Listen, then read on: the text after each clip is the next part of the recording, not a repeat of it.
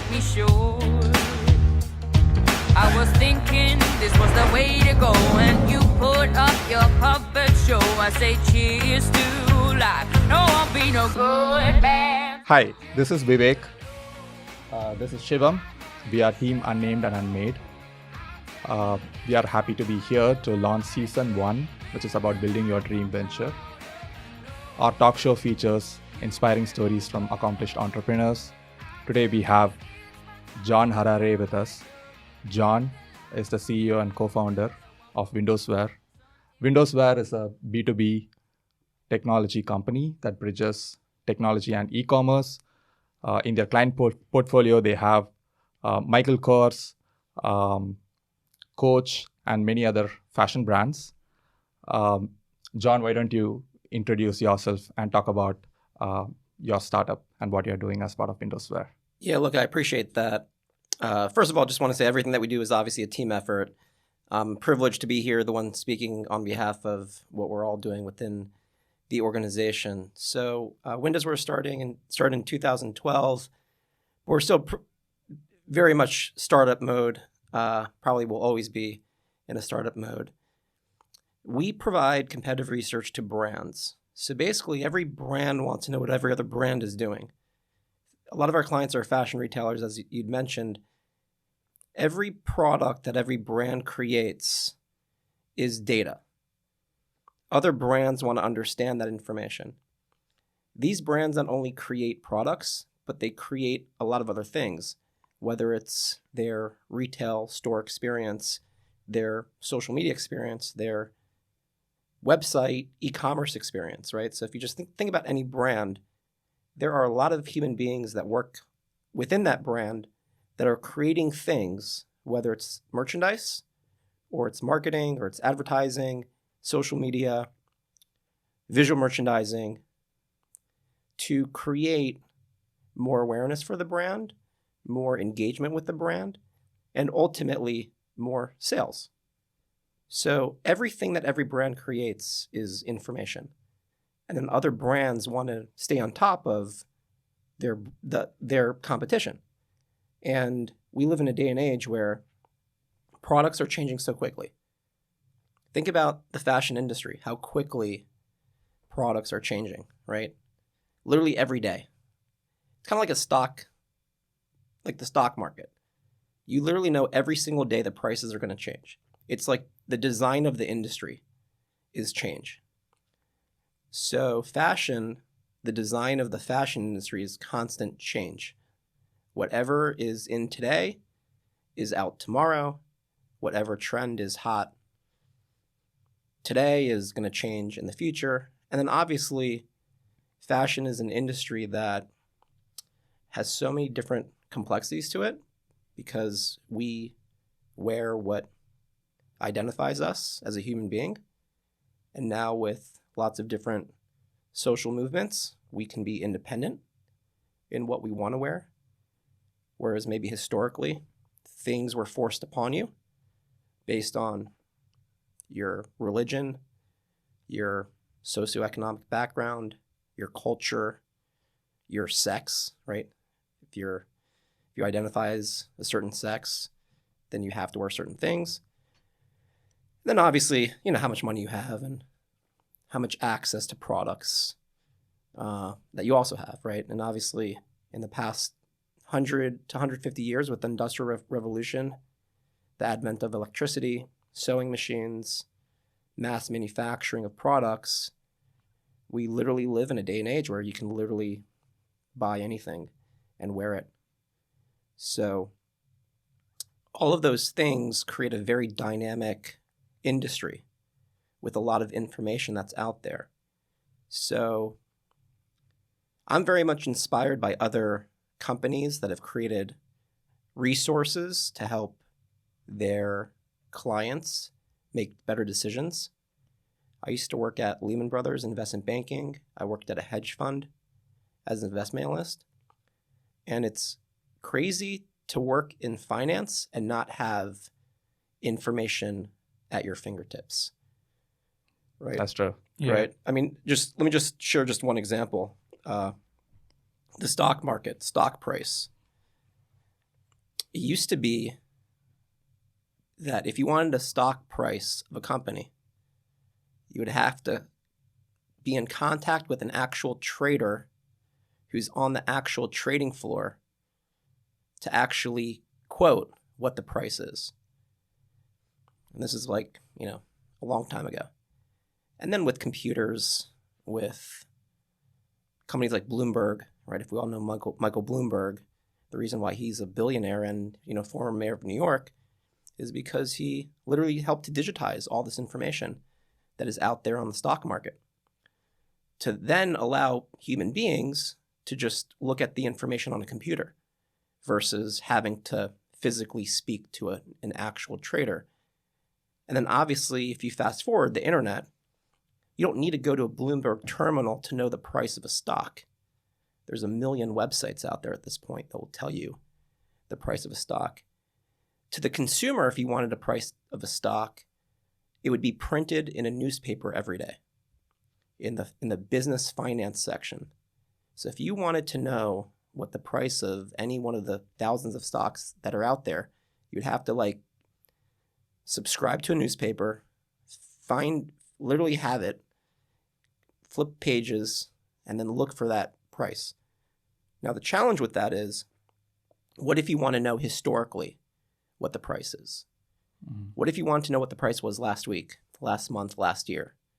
You'd have to dig out that newspaper from a year ago. Yeah. Right? Exactly. Yeah. And you would have to chart you literally have to take a piece of paper and say, okay, every day, make a little chart. Because there's no one else to do it for you, right? And all that sounds crazy, but I do believe that there are industries right now that are still doing that. And there are processes that exist in the world today that are still like that. And it's going to just continue to proliferate. So the trend that is kind of emerging is we have huge volumes of data coming out from usage of platforms.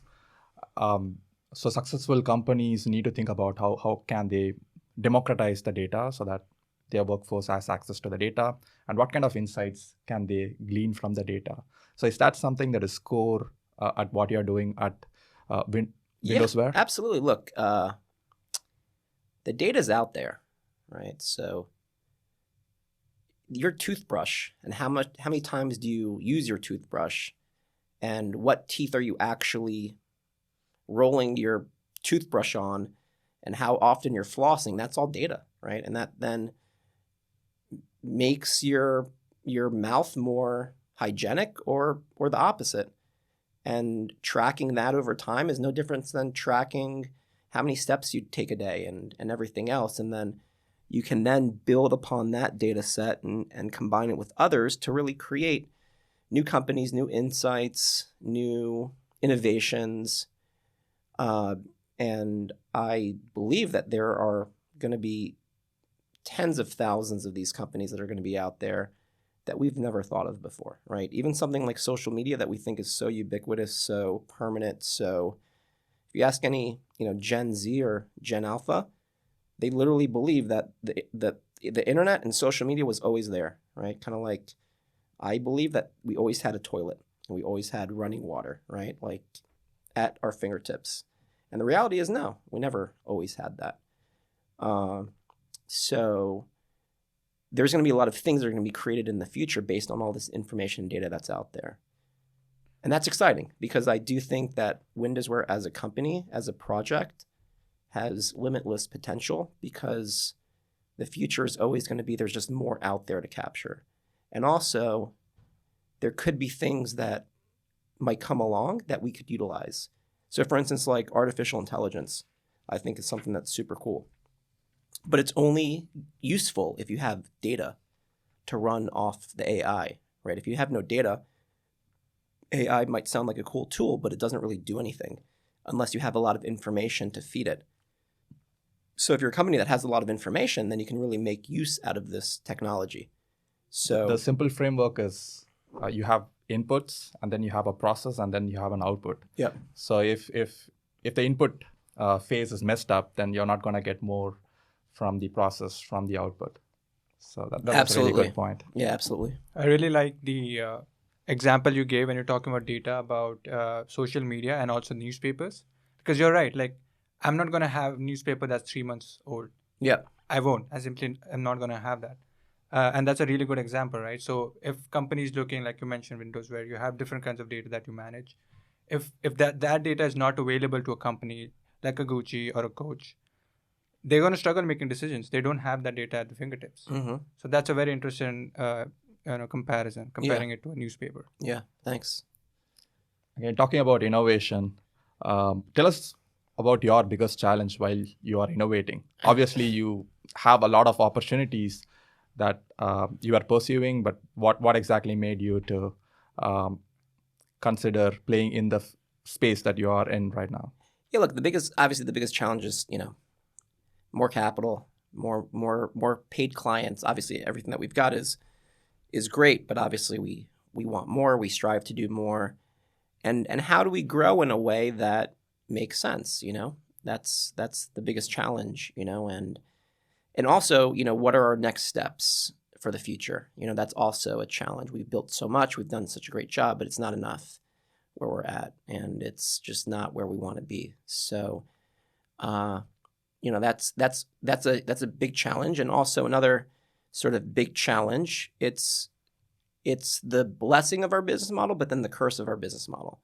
So the blessing of any business model that is online digital subscriptions, which is what we are, the blessing is you can reach clients anywhere around the world, and all they have to do is click a couple times, put their credit card, and boom, you've got a paid client. And we've got clients all over the US, all over Canada, Mexico, South America, Brazil, Colombia, all throughout Europe, France, London, Italy, Western Europe, Eastern Europe.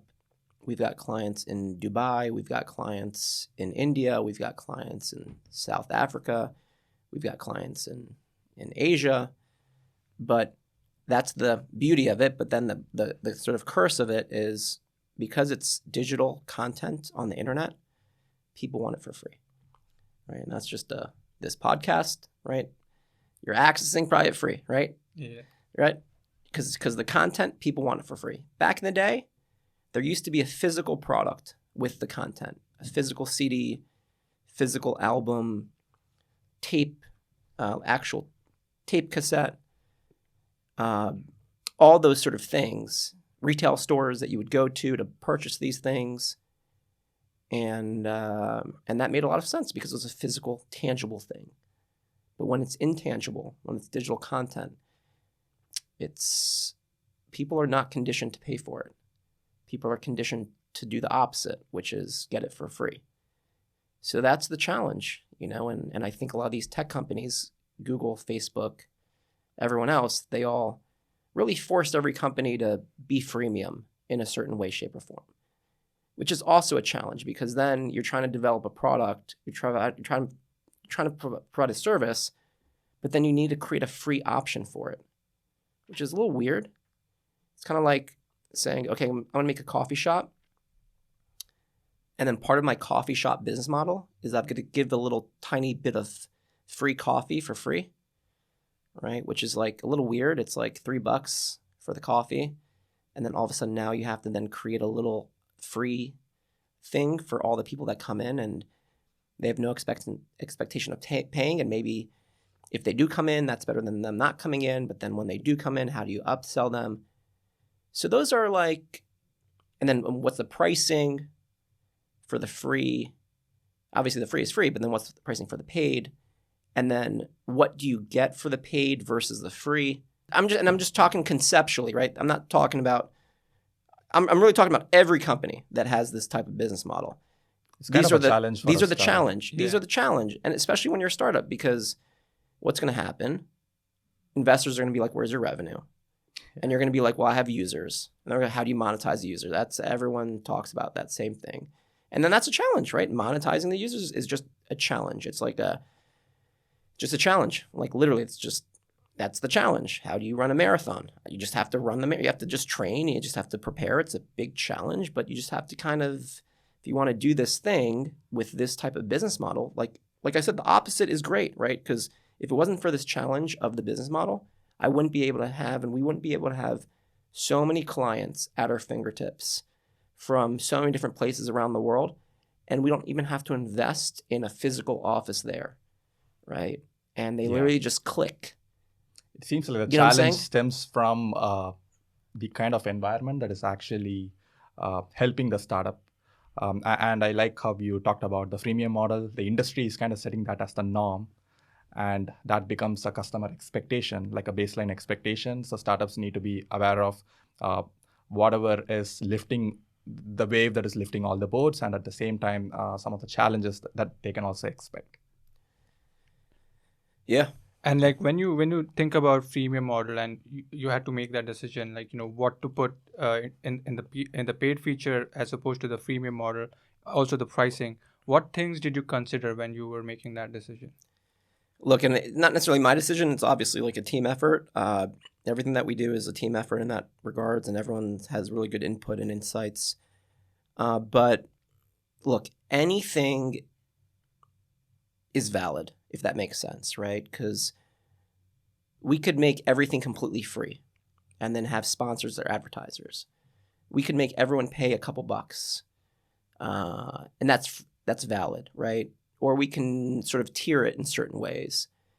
And even if we do something today, there could be some other way of doing it in the future that's better.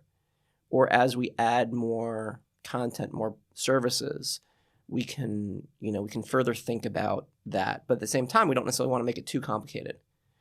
Where I think for the businesses that can tie it to some variable usage, I think that's interesting. So for instance, a company like Dropbox, depending on how many gigs you use, determines how much you spend with them. It's not quite a fixed cost subscription. Like envision if Netflix were to say to everybody, based on how many shows you watch or how many hours you watch, kind of like electricity, right? You don't necessarily pay a flat fee, you pay for the usage. I think those companies, people can more tangibly understand them because they understand, if I'm using something more, or I'm spending more time with it, then I can understand why the price goes up. But then there's also value in just keeping things flat, because then it's just easy. And you're not necessarily saying to the customer, the more that you use me, the more I'm going to charge you. Kind of like a gym membership, right? Like you pay $100 a month to go to the gym, and you can literally go there all day, every day. And, it's not like they're going to tell you to leave or to pay more. It's actually part of the benefit, right? We do want you to come every day. We do want you to work out more. We don't want to have to charge you for doing that. So it also just depends on all those factors, right? So we're always constantly looking at all those things and seeing, okay, are there other types of businesses that are doing it in a certain way that makes sense for us to do it? Or you know what, the way that we're doing it is fine. We're aware of all the other alternatives how to do it, and we're trying this stuff. We're sticking with this. But look, if you think about a lot of the companies out there, like on the internet, even the biggest companies that are out there, they're starting to charge for things. And I think before they were very, very hesitant to do that. But I think at this point, a lot of, and this is also like a good trend, I think, for this internet business model, because I do think we're at a point where people know that they have to pay for things online. Whereas 20 years ago, it was like the exact opposite. It was just like, how much stuff can we get for free through the internet?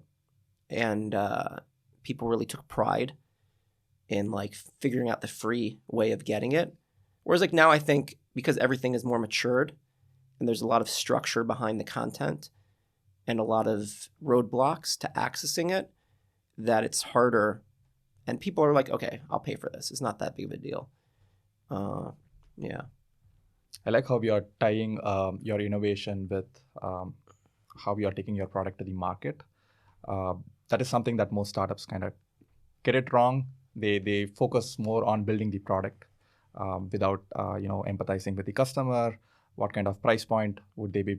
What is the customer's willingness to pay, etc. So I'm kind of interested to take a different direction, talk about marketing, your go-to-market strategy. Would like to hear about your customer story. Any specific customer that you would like to talk about? How did they utilize your product? Yeah, look, I always like, and I know we have a section on relationships, but it's kind of tied to this marketing. I always like to always try to think of how to add value at all times, right? Like, because that's really step one. So even if you're marketing something to someone, you're putting content in their face, and if it's too salesy or if it seems too much like an advertisement, then you're really shooting yourself in the foot. So I think in offering people information, in offering people, free access to having content, being part of a community, having information, like all those things are sort of softer ways of getting people's foot in the door. And then once their foot is in the door and they have an existing, relationship with you, because here's the thing too, I don't necessarily know how much they know about what we are, right? They might know full well who we are and what we're doing. And, they don't necessarily need as much information, and other people might have no idea.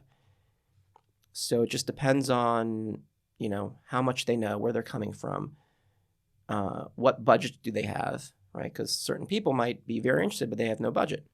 And also the exact opposite could be true. Certain people might have the biggest budgets that you really want to work with. They just are not familiar with you. And everyone's short on time, and everyone's getting a million emails, and everyone's got stuff that they want to do in life. And, I know that we talk a lot about startups and business, but a lot of times people just don't want to be sold. They don't want to talk about business. They want to talk about their family. They want to talk about like their kids. They want to talk about other aspirations that they have. I got a cold email this morning from some company, and then that human being then followed it up with a phone call. And, typical B2B situation. And this individual jumped right into it. He's like, hey, I see you don't really have good online reviews. First of all, online reviews are not necessarily our business model, right? We're not like, he might have been misinformed about like who we are, but it's not like that critically important. It's not like we're a restaurant or a dental office or something where online reviews might play a bigger role, But I get what his business does. They help, they saw that we had no reviews online or a short amount of reviews, and there's some sort of automated thing to identify who's a CEO of a company to then, automate then, how to then send them an email. And then his job is to then follow up that email with a call. And he jumps right into it. And he's like, I want to set up a call with you to talk about your online reviews, blah, blah, blah. And it's like the email was very direct about what he wants. The call was very direct about what he wants. His company's very direct. And at that moment, I was actually eating lunch, right? And I just pick up this call, eating lunch. And it was like, if you want to create a relationship with me and do some marketing, you should have just started saying, hey, how are you, I want to invite you to lunch, or something. If you want to get something out of me, it's first you invest in that, right? So yeah, I mean, I'm very cognizant of that stuff because I know he might have a great product, but he kind of turned me off on it because I really wasn't interested at that moment to talk about anything business. I was just zoning out for like eating my lunch. But that's a challenge too, because a company like that could be the perfect perfect company for us. But in their approach of how they've presented themselves to us, and look, this is also B2B. So B2B is literally about human beings, right? It's not like we need millions of people to click on a product or click on a video to then have tens of thousands of people buy that sneaker or that shirt, right? This is more about because it's B2B, it's a person who works at a company who hopefully will continue to rise at higher levels, which makes that human being more valuable over time.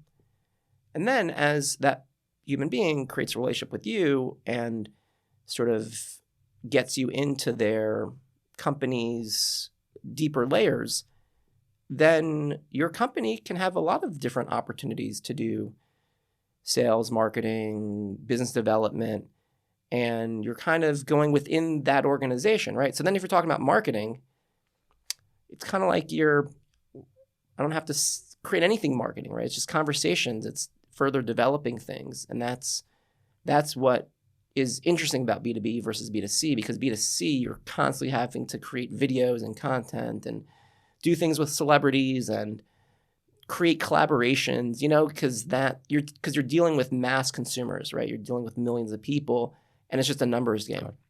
Yeah, in the B2B space, if you want to build lifetime value, investing in relationship, they have this term relationship capital.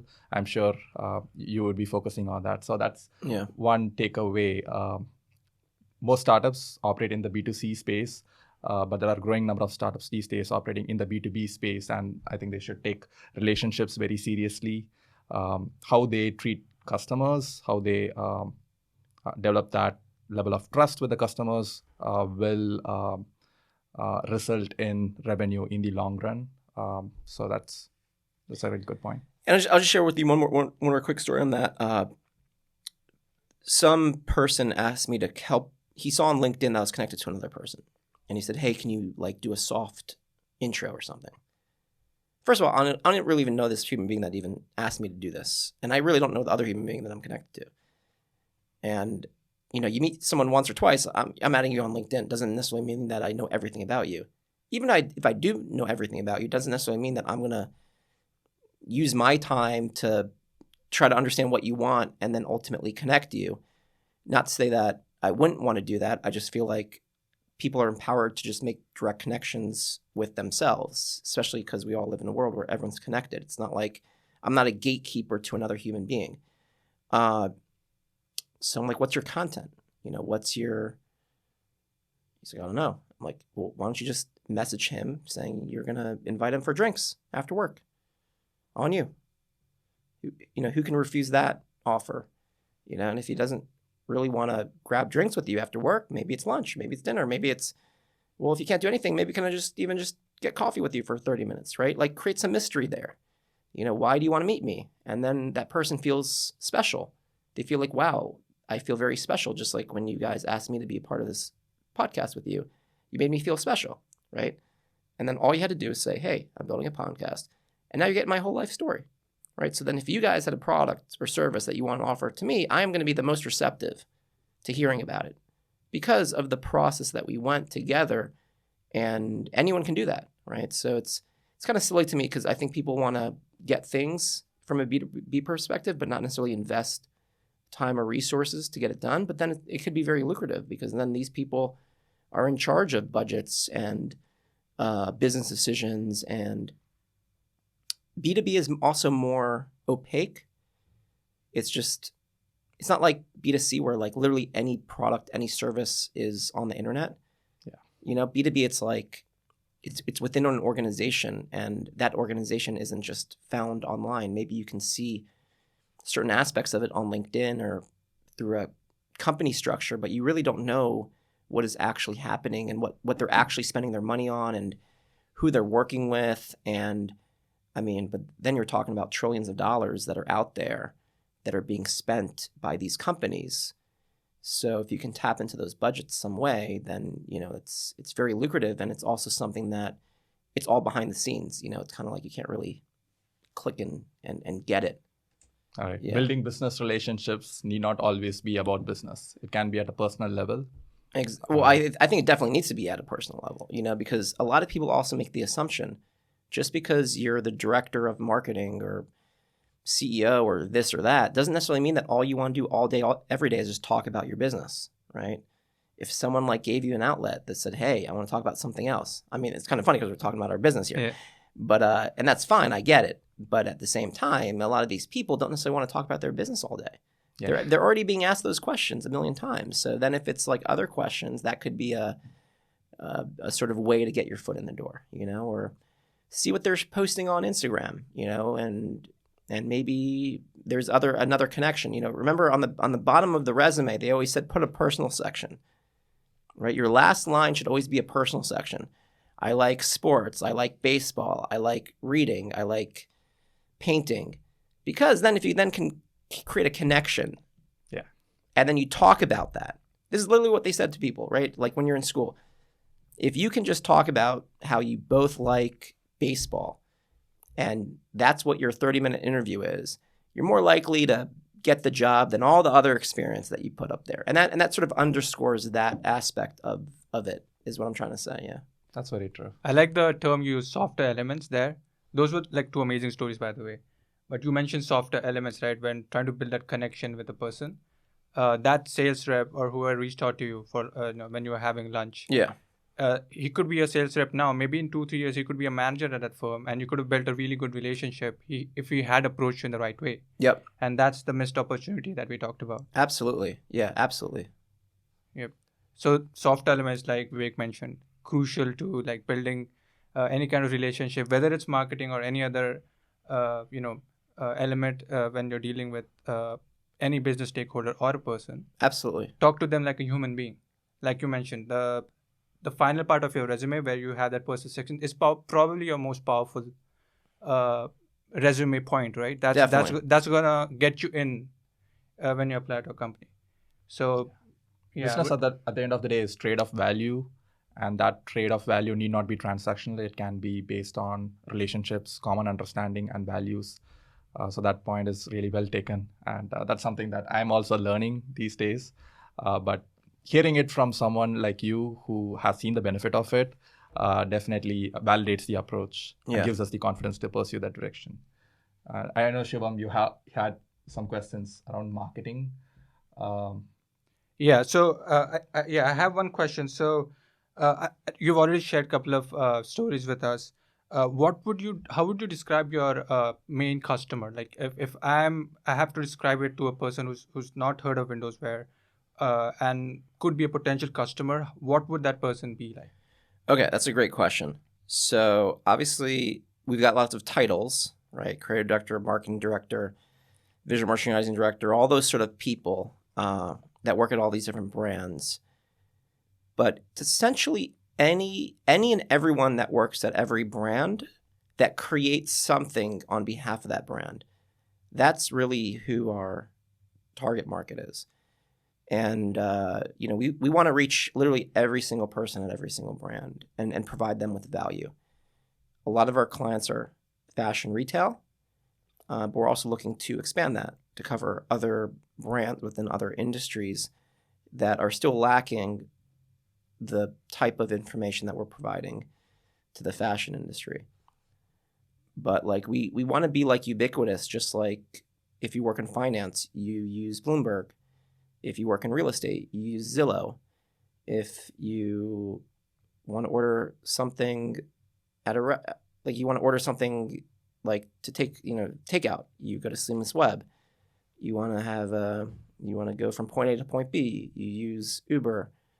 The list goes on, but really creating a ubiquitous product that anyone within every brand gets utility from. Yeah. And how are you reaching out to like these customers? Like like you mentioned content earlier. Is there anything else you focus on that helps you connect with these audience or these customers? It really is the content in the sense of like, how are these people what are you presenting to these human beings?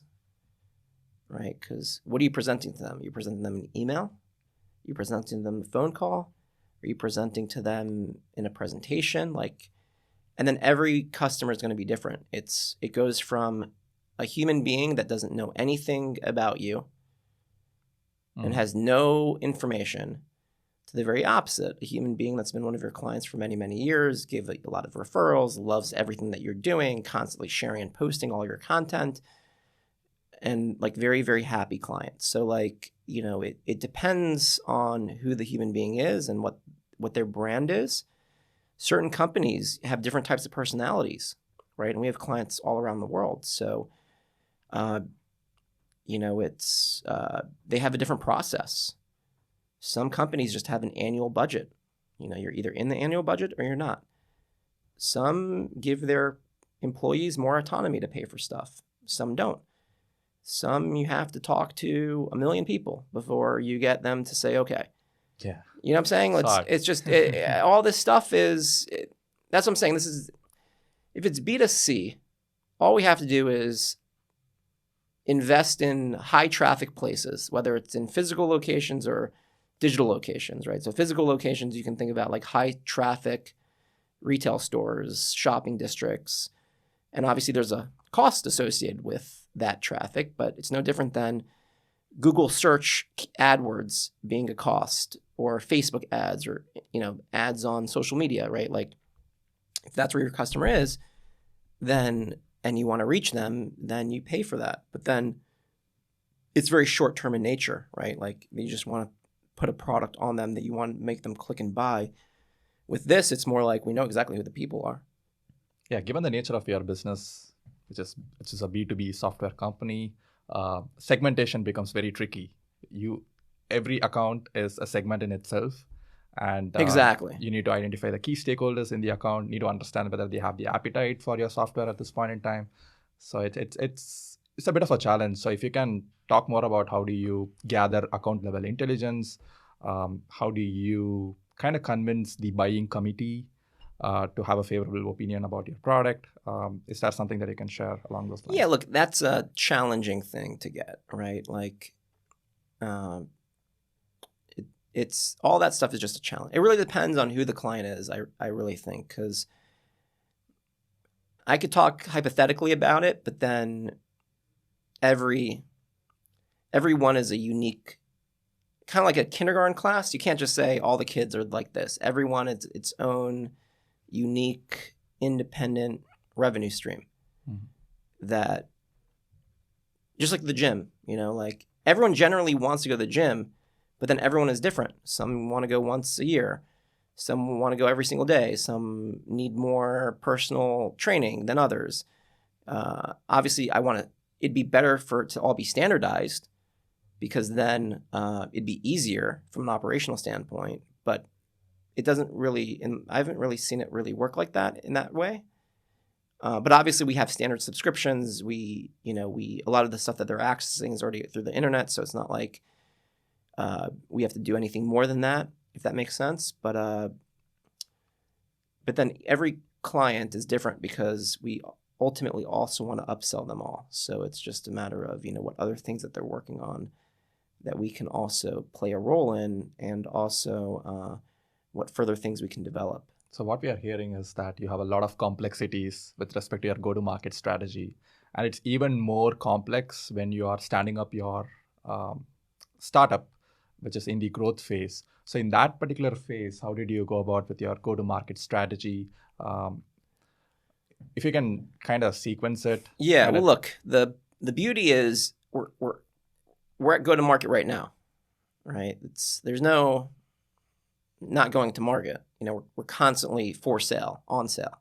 We're constantly, we're literally, anyone who's listening to this can literally just go on our website and sign up for free and get access to our content, right? Mm-hmm. So it's really about staying relevant and reminding people that we exist, and showing them what we've got and reminding them what we got.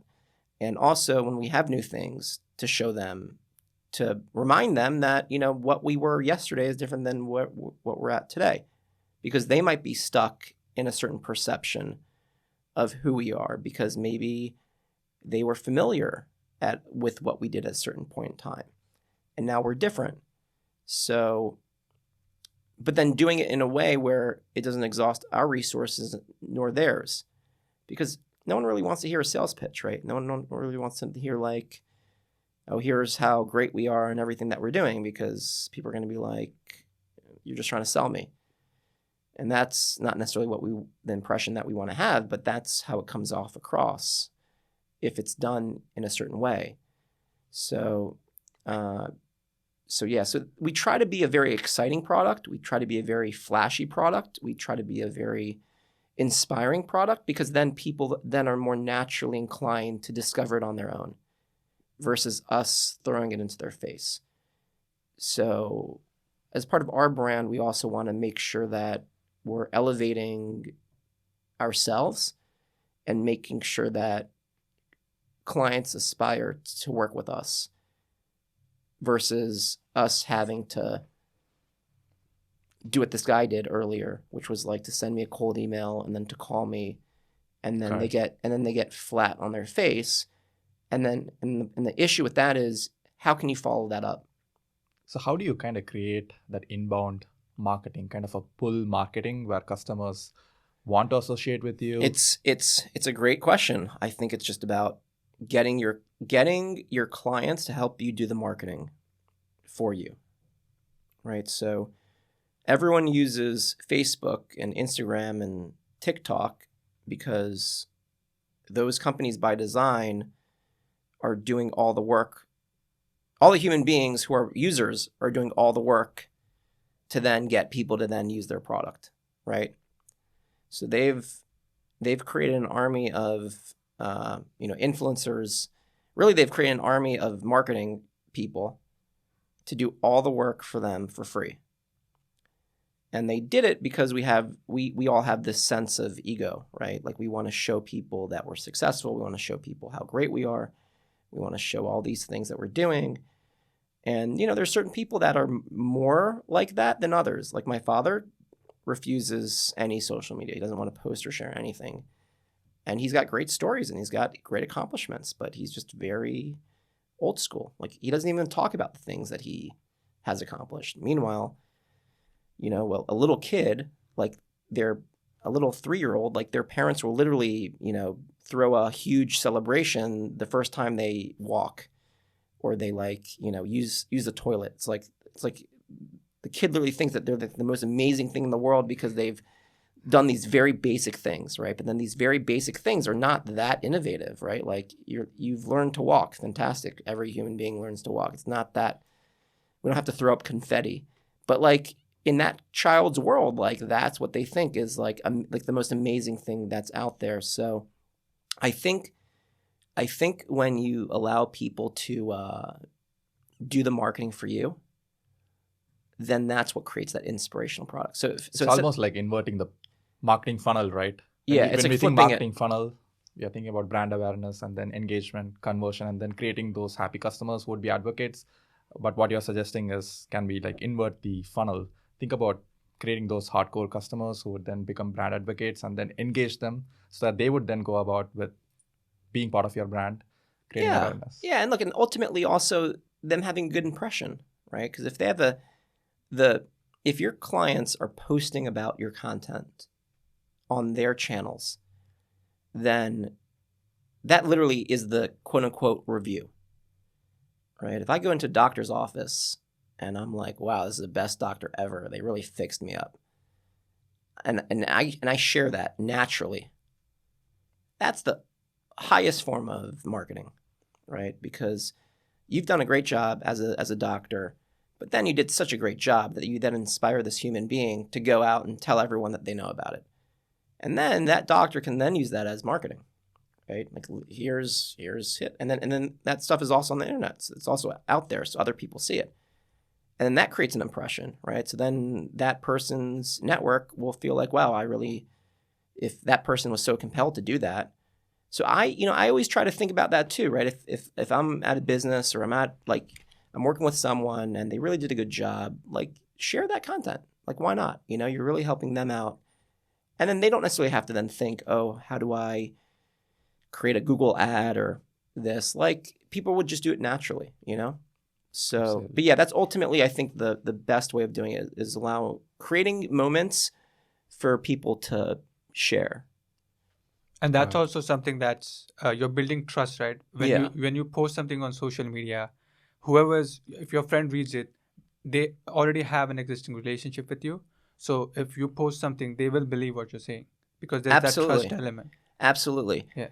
And look, let's say you're a doctor and you're like, how do I get people to share about them being, because that's a very personal thing, right? It's a very personal, sensitive thing. Even just going to the doctor, right? Like, why are you going to the doctor? Is something wrong with you? Like, what's going on? Like, so all that stuff is very sensitive.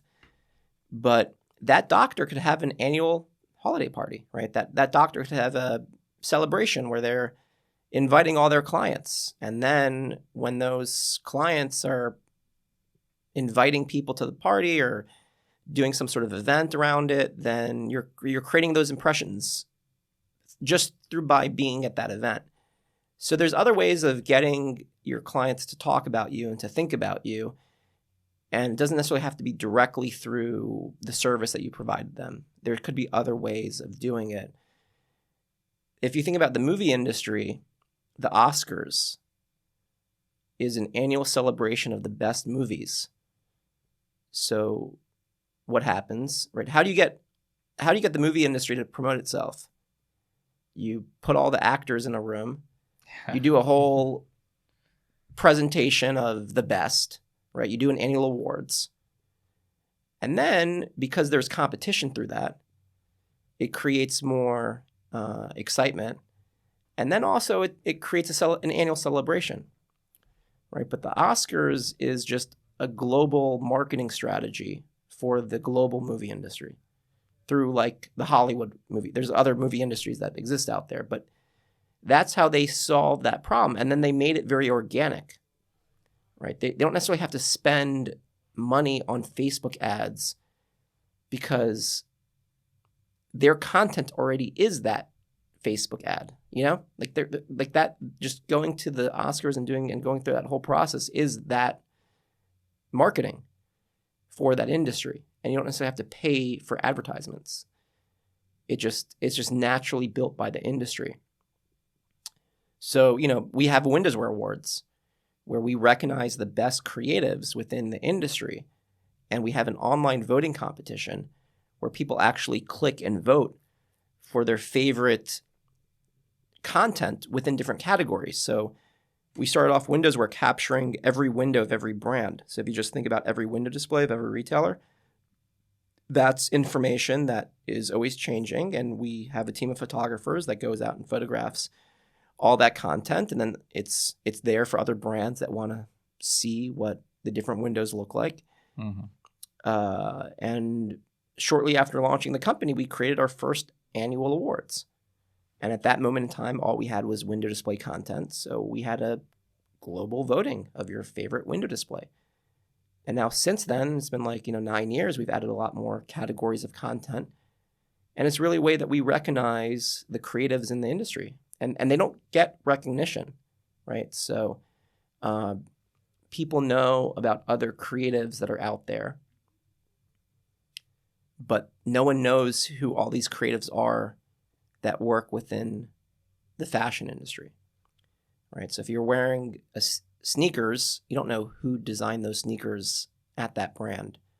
If you look at a window display and it looks like very pretty and artistic, you don't necessarily know who is creating that. Mm-hmm. Meanwhile, within the movie industry, at the end of every movie, everyone gets credit. Mm-hmm. Within this fashion industry, no one gets credit.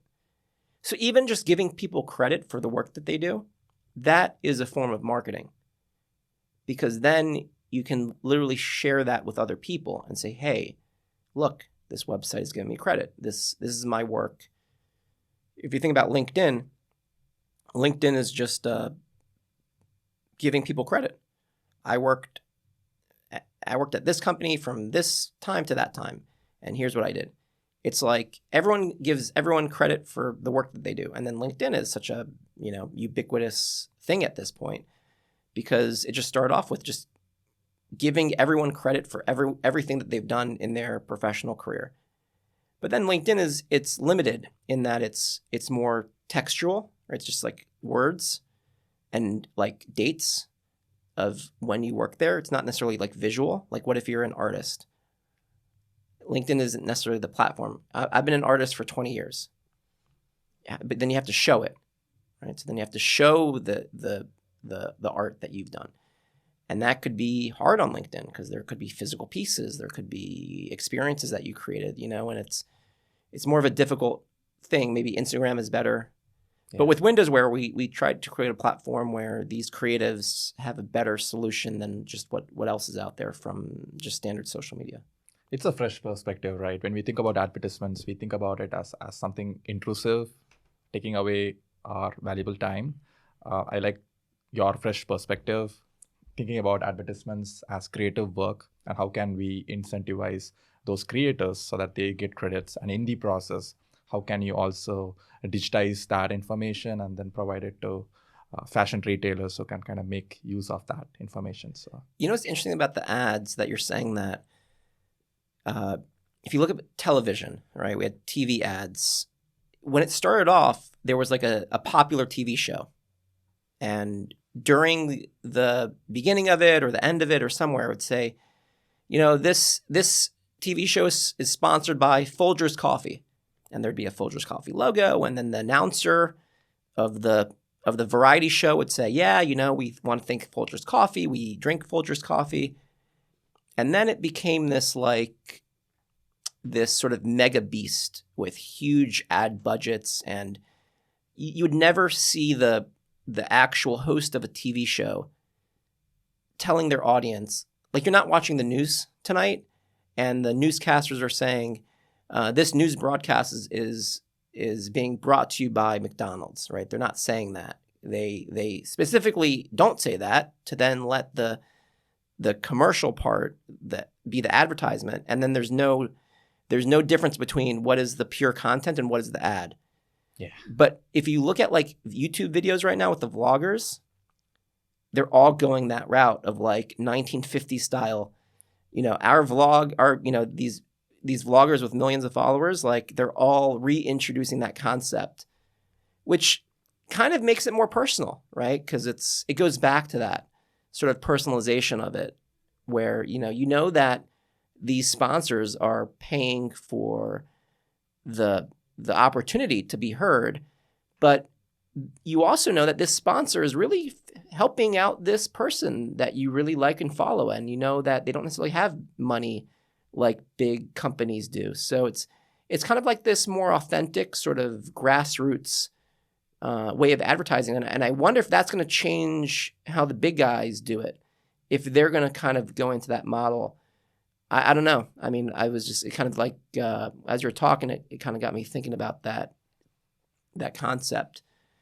Because, as you know, like right now, it's very difficult, right, for any sort of content creator to have a mass following, right? And then to be at a level where, YouTube and all these others will, get into the paying you part of the ad fee. So it's just one of those things where it's like there could be other ways of doing it that is more like it draws more from like how they used to do it in the past. Sure. That's a great point, though, right? Going back, you mentioned the 1950s, and it is old school, but it's also super effective, right? The personalization of any kind of marketing really makes it very impactful. That's a great point. I would agree with that. So moving on to, we do have the relationship section, which I know we covered it a little bit in marketing. I touched upon it. Yeah, already. well, more than touched upon it. But relationships are like a big part in any business. So a question for you, John. When you started WindowsWear, you obviously had co-founders during that initial phase. How would you categorize or give importance to that relationship building phase early on? Yeah, look, this is a great question. So, obviously, number one, it's what's your relationship with yourself? And that's for anybody, including myself. What makes you motivated? What gets you excited? What are you passionate about? How much stress can you deal with? Mm-hmm. What's your personality type, right? Those interpersonal relationships between yourself and really knowing yourself, you can then enter into another relationship with another human being. And something like business is it combines everything: stress, failure, success, challenges, money, pride, future vision. Is someone a hard worker? Are they lazy? Can you work with someone? Can you not work with someone, right? Is butting heads good in the sense that you have people that have different ideas, which sparks new ideas? Or is butting heads bad because you're just going to argue with each other all day, every day, and not really work with each other? So all these things are balances. And I would say if you could do everything on your own, that's probably the best. But at the same time, not everyone is privileged to, like a Jeff Bezos, Elon Musk. They're not looking for business partners, right? Like they are the business partner, right? Everyone wants to work with them, right? And they're like top down. They're not going to be working with anyone. It's like they've already been there, done that. They've accomplished it. They're billionaires, like, but not so. And not everyone has a rich uncle or a trust fund where they could really just have access to a ton of money and figure things out. So in this way, then relationships is like your founding team you mentioned. So then it's like, okay, well then we have to divide the resources some way, right? Not one person can do everything. And then it's like, okay, then how do you contribute to the organization, right? And that also might change over time, right? Because as you start out, there could be certain things that you're all working on, and then it changes that are out in the future. So I'm fortunate and lucky enough that I've got two really great, amazing co-founders, Mike Nimzel, Raul Tovar. So I think because we've had previous relationships and working relationships that are not within WindowsWear, I think that really helped to strengthen the relationship that we have, as well as the direction that we're going. So Mike and I worked together at Lehman Brothers. Mm-hmm. And he was an associate. I was the analyst. And, at Lehman, we're working like 100-hour weeks, super stressful. You can never know when you're going home. You might get called into the office at midnight. You're constantly being told, like, you're not doing a good enough job. Everyone around you just wants to make more money, more money, more money. It's never ending. And you're just constantly working at all times. And Mike and I always, we're always talking about, will there be a day that we do our own company and all this stuff? Not even necessarily thinking that we work together, just more like Mike's more creative oriented, I'm more creative oriented. We don't necessarily want to be clogs in the wheel our whole lives. Like we both kind of looked at working in investment banking at a global bank like Lehman Brothers as kind of like a stepping stone to something else.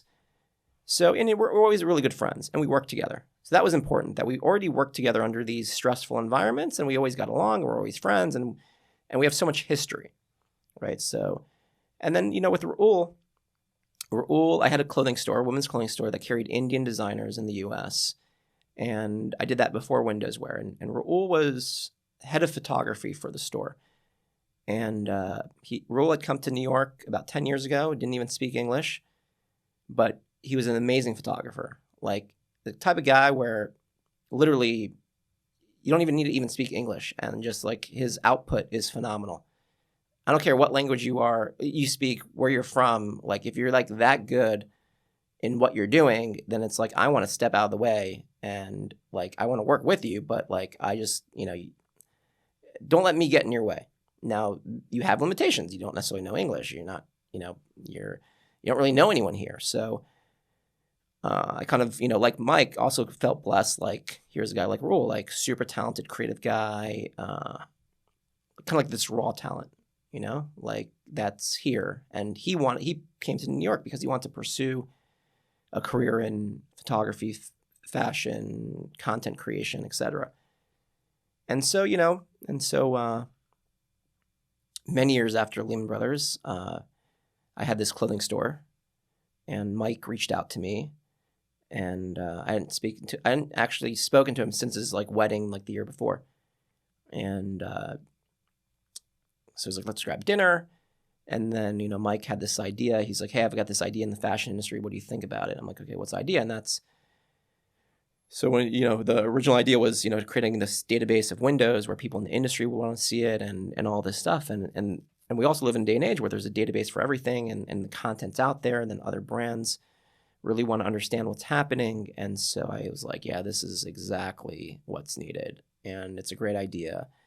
And I'm like, I know exactly who we need to contact to execute this, and, contacted Raul. I'm like, hey, I want you to meet Mike. We have this idea. What do you think? And Raul was like, yeah, I'm in. And, the rest is history. But, yeah, I mean, we still, Raul and I talk every day or exchange emails, and, Mike, a few times a week at the least. And yeah, I mean, like ever since then, we've sort of been together, which is great, because you've got distinct personalities, distinct backgrounds, distinct cultures, and we all have different personalities, and we have also different family structures. Like Mike has a wife with a couple kids, and I'm a single guy, and Raul's also single. So it's like that also plays, and there's 5 years apart with us, right? So Raul's like 30, 35, I'm turning 40, Mike's turning 45. So it's also like you have different kind of generational stuff, and, so anyway, I do think, though, the fact that we had pre-existing relationships working together, that is important, because it's hard for friends. Like if either of my business partners was just solely my friend and not necessarily we work together, I think it would be tough to ask your friend to do something or to work with your friend. It's kind of like we're friends. We're here for fun stuff. I don't want my friends telling me what to do, right? I want to have fun with my friends. And obviously we don't necessarily have a romantic relationship either, but like that could happen, right? You have two people because my previous company, that's what the relationship started as. We're actually dating. And through that, we, created this other business. And so we had never worked together, So I do think that plays an important role in the structure of the relationship, because I feel we also have a great relationship with the other members of the company too. It's not just about the founding team, but all the other, like we've got like Jolene Mujica, we've got Nicole Simi, and they've been with the company for years and years and years.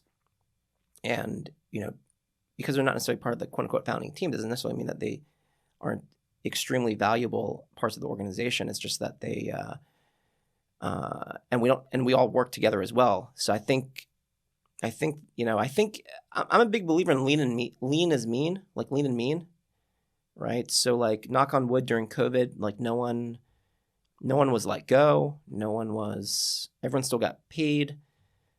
Obviously, we took an impact, just like everyone took an impact, but it wasn't like other companies where they literally like laid off tons of people and now they're going through another extreme, trying to rehire those people. Like we've always sort of been very lean and mean. And also the people that we hire are just permanent parts of the company, And so it's not like we're just adding tons of people and personnel. And then if things are great, it's good. But then if things are bad, we sort of let them go. We have like a more of a longer term approach. And also I don't necessarily want to have people that are cogs in the wheel. I'd rather have like software like doing that versus people doing stuff, or some sort of technology doing stuff. So we're also just hesitant to just add people unless they really can effectuate the direction of the company or driving revenue, or maybe doing things that we're not doing. So absolutely. So you spoke about two types of relationship. First one is relationship with yourself and relationship with others. Yeah. I'd like to learn about how these two are working hand in hand. Is it like a continuous process where you need to refine your relationship with yourself to get better at relationship with others? Or did you spend a lot of time at the very start of your company to understand what exactly are you trying to achieve here, what motivates you, and what are the relationship dynamics that you are comfortable with? So how was that self-exploration, awareness process for you? Okay, it's a good question. Okay, so let me maybe share okay, so like COVID. What happened during COVID? Everyone has to work at home, right? So within an organization, you could have human beings that find that counterproductive. They want to go into an office. They want to have collaboration. They want to sort of do a routine. And then you have other people that, think working from home is the best thing in the world. And then you might have people that are like somewhere in that, in the middle of the spectrum. So for someone like me, in order for me to be very productive, I need a quiet library environment where even visually, if there's any distractions, if someone's walking down a hall, that is a distraction. Or someone talking, asking me questions or anyone else. Not to say that I wouldn't subject myself to it. It's just more like I know that I work best in a library environment. And other people are not like that. So you have all these, I'm trying to say that you have all these complexities that exist. I don't know if there's one way of saying it, and really just seeing that every single situation is completely unique and just trying to be, because I didn't necessarily discover that I loved having nothing if it wasn't for COVID. I was always frustrated when I was in an office with other people, but I didn't know why I was frustrated. And so then with COVID forcing everyone to work at home, I actually thought that working at home was going to be like the most terrible thing in the world, because I thought I would not go to work and it wouldn't be fun, and I have to wake up and then walk a few feet and go on a computer. I thought that was not going to be good. And it forced everyone to do that. And I love that. And not to say that I wouldn't work in an office in the future, but now I am self-aware. Mm-hmm. So now I know if and when, we go back to like the physical office and all that stuff, now I know that about myself. And I'm, almost turning 40, and I never really knew that about myself. So I do think that, and that's why I started the thing with being self-aware, or if you're in an environment and it's frustrating, how to even then communicate that to someone, right? Because if it was just as simple as, oh, Jon is this type of person, there could be other people within the organization that are exactly the same as me, right? So even if a company structures their employees in a certain layout because they think that that's the right layout, it might not be based on every employee's way of doing things. So I think that all those things are important in the relationships, and the structure is just being self-aware, being able to communicate, articulate, like why, if things aren't good or if they are good, and just being aware of what your personality is to then better maintain a relationship with your coworkers and also with clients and whatnot. So, it's a little bit harder, right, on to be like working remotely. Because, if you're talking to someone who's on your team, you don't necessarily know where they're at. Are they on the road? Are they at their desk? Are they in the kitchen? So at least within the office, everyone's kind of there. Mm-hmm. So everyone's kind of has that level playing field. But with remote working, I think you even need to be even more sensitive about that, because it kind of gives people more freedom. Like, I do think people are going to be working now all the time, doesn't matter like what time of day or whatever, but they're going to, instead of working like, 9 to 6, maybe they'll work a few hours in the morning, a few hours in the evening, a few hours at night. You know what I'm saying? Like they'll figure it out through. The lines are blurred now between your work, your life, your personal life. You can switch on and off between your personal life and your work. But here's the thing though. If you look at things historically, and if you also look at things in different parts of the world, there is no separation between work-life balance. There was no work-life balance, right? If you literally had to, like live off the land, you're literally working to like eat, right? You have to get clean water. You have to like, do the farming, agricultural society, whatnot, right? And you didn't really have stuff. So if things broke, like you're the only there person to fix it, right? So, and little kids used to work for the family, right? Like now kids are going to school. They have activities. They've got lots of fun stuff that they're involved in. Back in the day, like every kid was just another little worker on behalf of the family for the benefit of the whole family. And obviously, if you look at other places in the world, people just don't have that luxury of a work-life balance. So I always like to have that perspective because I think it grounds me. And I'm very fortunate to even think about having a work-life balance, whereas I know historically no one had a work-life balance and also if you look at other parts of the world. So I think it's kind of a fallacy. I think it's a made-up thing in people's brains. I also think that it makes people, like, people assume that they have to have a work-life balance. That to me is a false assumption. I think having a vision for life is more important than striking the work-life balance. Exactly. If that's the case, then you don't. Because here's the thing: anyone who wants a work-life balance, why are you working? You know, like, why? Do you have enough money saved up where you don't have to work? Do you have enough food? Do you have shelter? You don't have to work. Not everyone, and there's a lot of people that have very wealthy families that don't have to work either. And then for other people, it's like, okay, well, they want to work, to them is secondary to their life or their family. If you're an entrepreneur, you're kind of making the opposite decision, right? You want to make work number one. We're in New York City, right? Everyone comes here, not everyone, but there's sort of a dream here, right? You come to New York, you're striving for something, you're striving to create something, to make something. You're a creative person, or you're more of a business person, or you're more of both. But I think in a city like New York is more like, I would say, generally people are putting their career over their family. And you go to other parts of the world, it's kind of like the opposite. You know, work is there to pay the bills, but it's not really the primary life motivating factor. So I think all those things are important to consider. And also just where are you at in life? Because certain people might change that.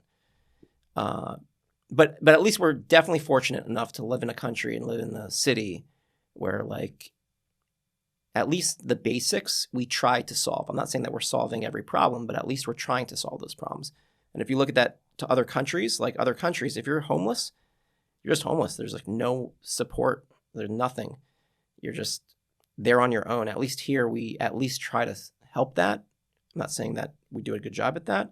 I'm not saying that we should focus on that. I'm just saying, like, at least we as a society try to help other people that might not necessarily be as fortunate as we are. So I think all those things are important to look at when you think about the work-life balance, because I have an imbalance of work and life, right? Like, I want to have more work than life, because for me, work is fun.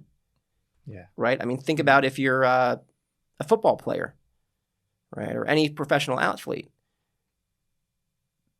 Their fun is their work, right? They're literally working. Like, they want to train more. They want to, win more. They want to, do more.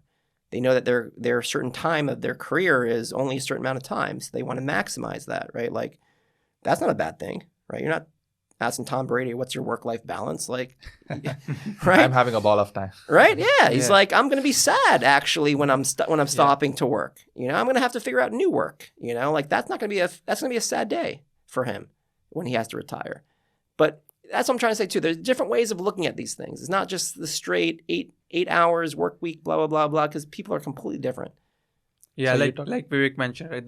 You need to have a vision of how you want to go about your life. And you also mentioned stages, right? Different people will be at different stages. So someone who's like 25 or 30 might have a completely different approach to how they look at work. Say, for example, someone who's 40 and maybe has like a family. So yeah, definitely. To build upon what Shivam said, in your team, people will have different expectations, and you have a certain style, and you have a certain direction, vision for the company, which I think is in sync with what vision you have for your life. One efficient way to operate is to then create a culture which will attract the right set of people, kind of also align them with the vision of the company, with the philosophy. So we would like to hear about what kind of culture you are kind of creating as the CEO for WindowsWear. I think everyone needs to feel like they're the CEO of something, right? And only certain types of people really will take ownership of that. So I try to really, I hope I'm good at it. I try to make everyone feel like they're the independent decision maker of whatever they're in charge of.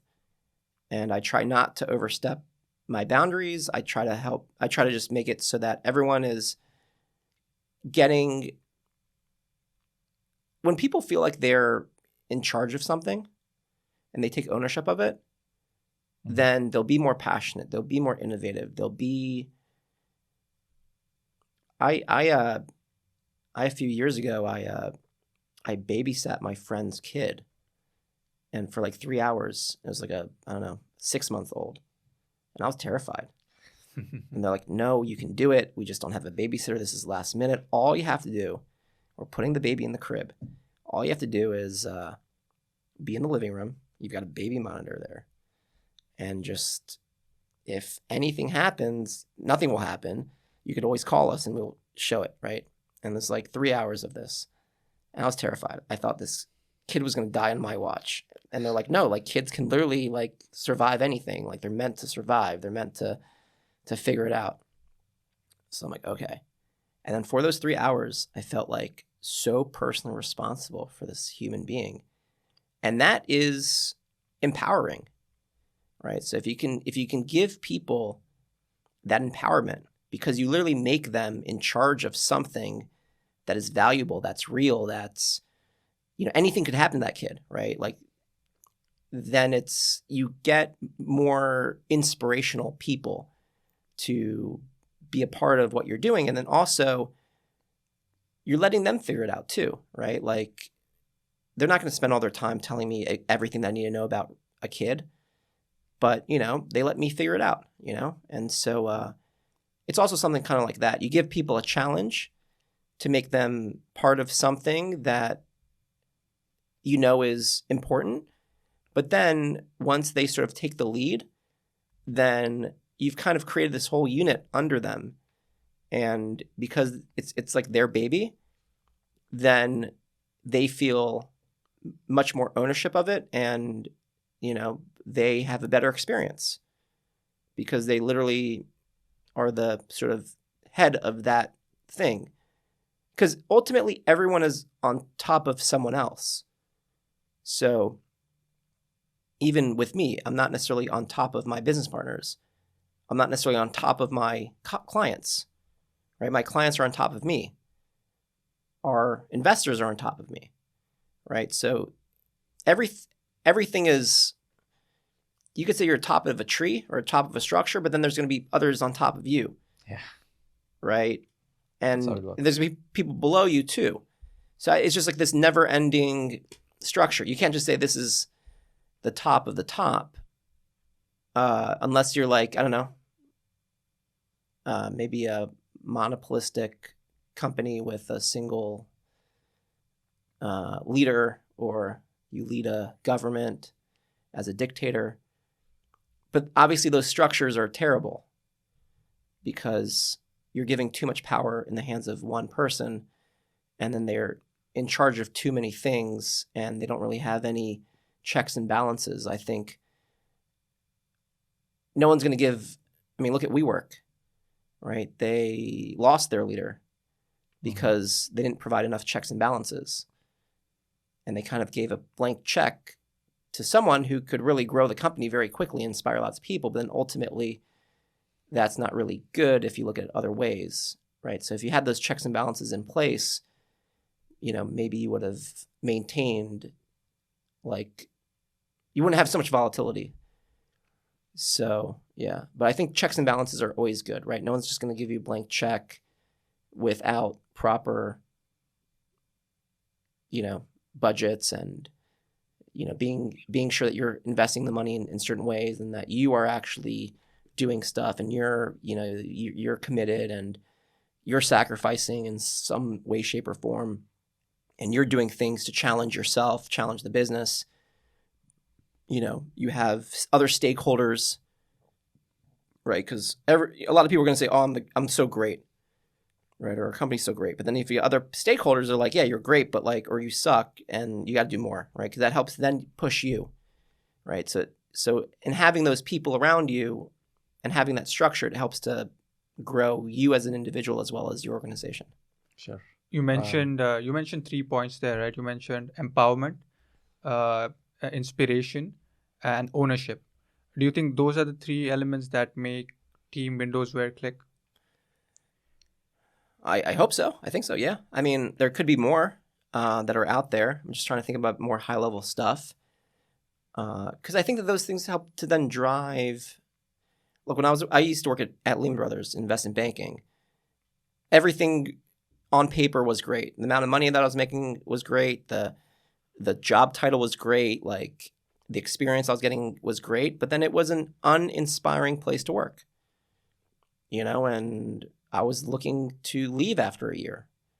And then I left 3 months before they went bankrupt, and their culture was this very top-down, authoritarian CEO who had been the CEO for like 20 years, 25 years, and helped to grow the company and helped to really increase revenue, but then wasn't able to change and wasn't able to listen when things are not going the way that things have always gone.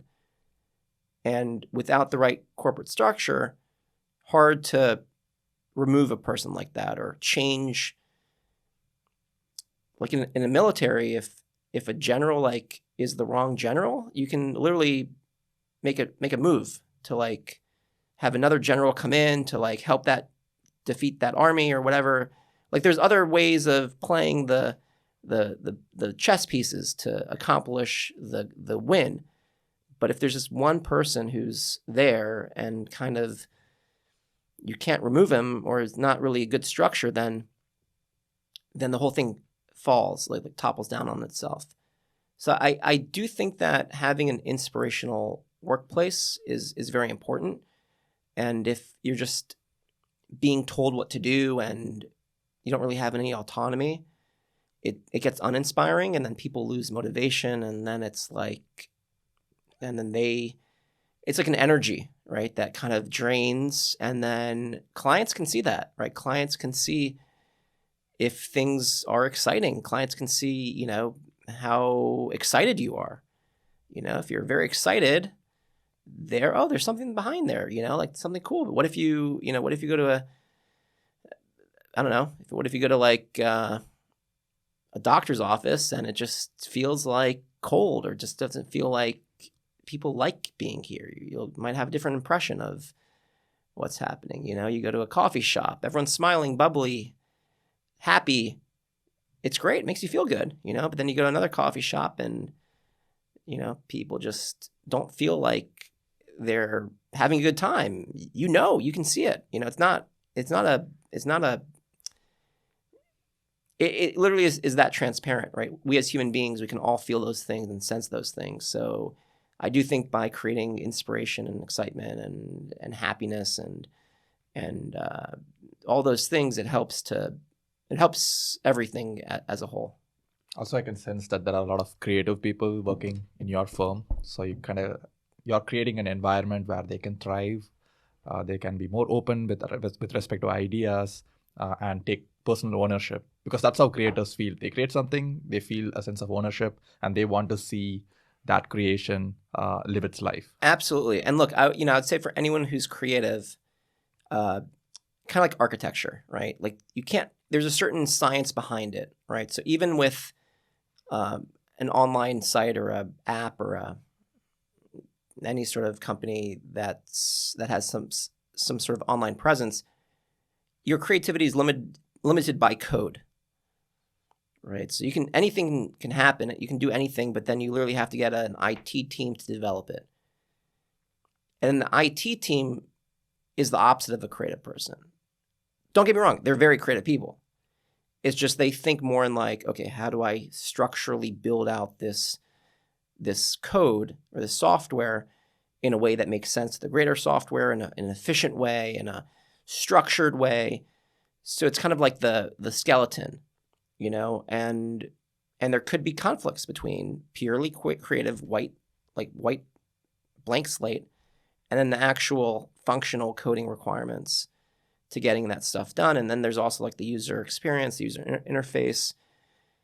So there are all these other things that happen, So it's just these like, not conflicts, but like these natural tension between certain things within the organization that are there because not everything works in the exact way that you'd want it to work, and you have to look at other things to make it work. So it's also just maintaining that the relationships between all those things is fruitful, because everyone wants to, like my father's a mechanical engineer, so he'd rather have something be actually well made. And then there's like a product designer. They want something to look very pretty. Yeah. And so something that's well made but not pretty is not going to sell. But then something that's pretty that doesn't do its job is not worth the cost. So there's always a balance between all those things, you know? Or like an architect that wants to build a cool building or an amazing building, but is then limited by the budget of the client and the resources and the materials and this and that. So all those things play a role. So no one's purely creative and no one's purely just, you know, just a non-creative. It's kind of like everyone's a mix of both, and there needs to be understandings of both sides to really, I think, help create, if that makes sense. Because then if you can actually understand all those balances between all those things, then you'll actually create something. Like, it's not so hypothetical where it's, you know, just a concept, and it's not so literal where it's just, you know, I think Elon Musk is like with the SpaceX, right? Like literally what he's doing there kind of like encapsulates that concept, where literally it's like something so creative, but then at the same time, you've actually figured out how to actually achieve that through all the science and technology and, you know, all the sort of brick and mortar things to achieve that.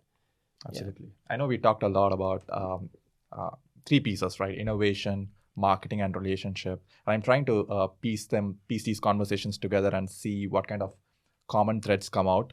One thing that comes out for me, at least, is situational awareness and situational leadership. When it comes to innovation, you are trying to assess the situation of the market then and trying to come up with a product idea that would solve problem for your customers. And then when it comes to marketing, again, you are very situational. You were considerate of what are you trying to achieve. You are trying to establish relationship with customers so that you can make a sale.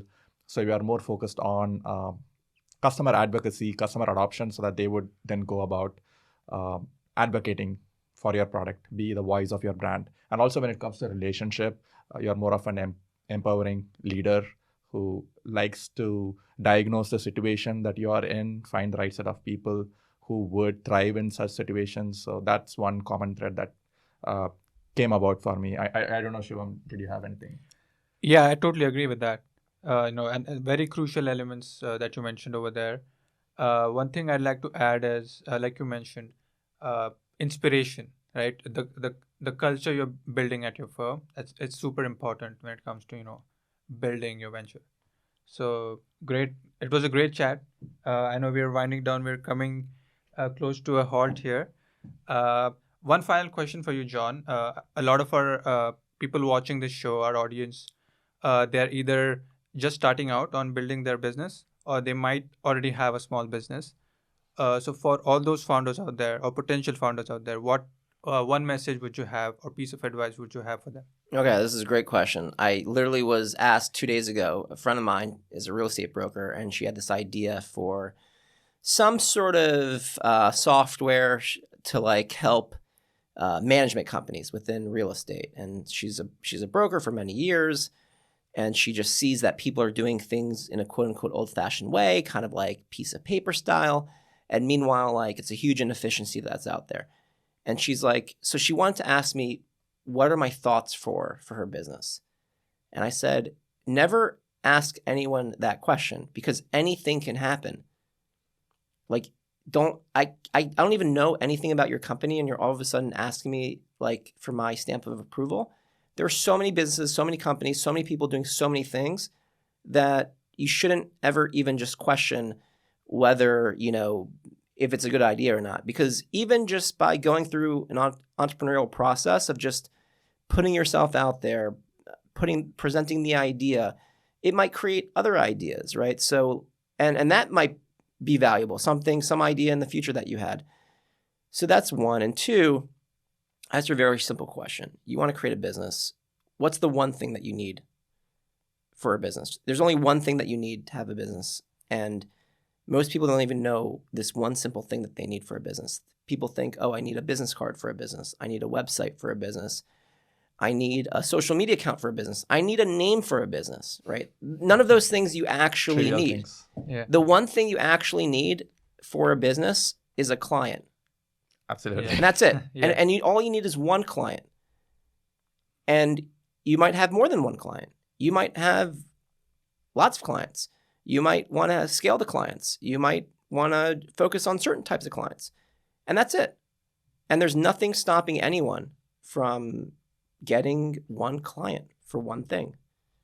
And it's not that, when you look at it that way, it shouldn't be difficult. Obviously, it's very challenging. There's a lot of time, investment, resources, but like literally, like there's nothing stopping anyone for charging anything to someone else and seeing what happens, you know? So, but yeah, so don't let anyone tell you that something is not good or even questioning if your idea is good. I mean, obviously it's good to get feedback, right? But don't necessarily say if it's good or not. Just kind of develop it. Like, hey, I want your advice. I've got this idea. I want you to get your input on it. Versus, hey, do you think it's good or not? Because even if I said it was good, it might not be good. Or or I think it's bad, there might be people out there that are good. But don't necessarily use that as the driving factor for putting yourself out there. So if you want something, if you're pursuing something, if you believe in something, 100% put it out there. And then get feedback as you're doing that. And then, yeah, number 2, it's just you need a business. So, yeah, you mentioned like I was an adjunct professor at Brew College, and I taught marketing, PR, and I always liked to, I never had one class that could answer that. I literally, they said everything else. I'm like, you actually don't need any of those things. I mean, those things are nice to have, but they're not requirements. So by looking at things in that way, it should hopefully be inspiring to people because they're like, oh yeah, I can do that. It's not so esoteric. It's not like this thing that I can't wrap my head around, or I think I need this and that and that and that. You know, it's important to get incorporated, but you don't even need to be incorporated. I mean, you could literally just do things as a sole proprietor, right? You don't even need a company. You just put it out there. Obviously, as you grow, you need those things for liability, for taxes, for government purposes. But in just starting out, it's like you start off one step with another step, just like a baby. You know, you're not putting a 5-month-old baby in a car seat and saying, "Hey, drive. I'm going to teach you how to drive a car." You know, but with the baby, it's like you start off with the first steps, and then you go to other steps. So it's the same way with entrepreneurship. You gotta start small, start with something, start with some sort of task. And then obviously as it becomes more complex, you'll figure out those steps as you go. So what you're saying is it's good to have all those fancy presentations, but you're not doing business until you get into the field, get your customer. Oh my gosh. Yeah. And a lot of kids think that you need a business plan for a business. That's terrible. That is like the most terrible. Professors in college want to create projects for their students. And that's why they say for a business plan, obviously it's good when it comes to raising money, but you know what's better than a business plan to raise money is that you actually have already sold stuff to people. And then you're just presenting them what you've sold to the people. And then inspiring them to be like, well, you've already sold X amount to X amount of people. Now, how do we scale that? How do we sell it to 10 times more people, 50 times more people, 100 times? And then that's where you get the investors. And then that's what motivates them, And if you don't show that to an investor, doesn't matter who the investor is, they're not going to be excited, But if you can show them you've actually done things, you're actually doing this, they might understand your business, they might not. But if you actually just show them what you've done and how you've done it and what you're going to do in the future, then you've actually made a case for an investment opportunity. Yeah, being in the field. Exactly. Exactly. So fortunately, we are heading to the end of the show. We both would like to thank you, Jon, for coming on the show. It was an amazing chat. I don't know how you felt, Vivek, but it was very invigorating speaking with you. Also, we will mention WindowsWear in the bio for our audience to take a look at their website and find out more about the company. Again, from the Unnamed and Unmade team, thanks for joining. Thank you very much, John. Keep inspiring people like this. Thank you, guys. All right. Cheers. Cheers. Salad from Chipotle. I had Greek salad. I don't eat breakfast, but I had a couple coffees. We getting rid of the reviews or do we keep them on the table? You can keep the pages on it today. It's fine. You want to start with welcome to season 1? Yeah, season 1. Yeah, after that. We are excited to be here today. I'll give you one more. He's too excited. Read it.